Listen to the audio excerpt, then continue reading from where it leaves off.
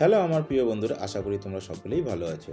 প্রিয় বন্ধুরা, আজকে আমরা এই অ্যাডাপ্টারটাকে রোপ এলইডি স্ট্রিপ লাইটে ফিটিং করব। প্রথমেই আমরা এই রোপ লাইটের একটা মাথা অ্যাডাপ্টারের যে কানেক্টর পিন দুটো দেখা যাচ্ছে সেখানে পুশ করে দেবো। হ্যাঁ প্রিয় বন্ধুরা, যেদিকে এলইডিগুলো দেখা যাচ্ছে সেদিকে না, তার ব্যাক সাইডের দিকে পুশ করে দিয়ে অ্যাডাপ্টারটাকে লক করে দেবো। এরপরে আমরা কানেকশান দিয়ে চেক করে নেব। চেক করে নেওয়ার পর আমরা প্রিয় বন্ধুরা এটাকে আমাদের যে টেবিলটা দেখতে পাচ্ছ এই টেবিলটার নিচে আমরা ফিটিং করব।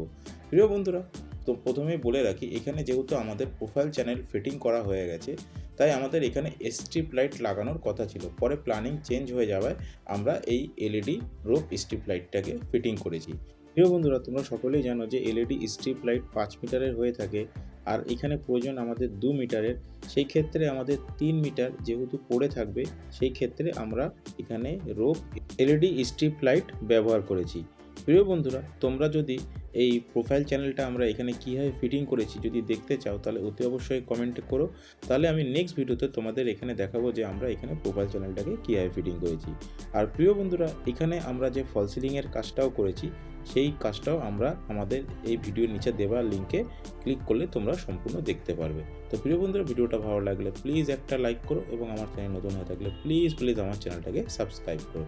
তোমরা সকলে ভালো থেকো, সুস্থ থেকো। দেখা হচ্ছে নেক্সট ভিডিওতে, ততক্ষণের জন্য টাটা।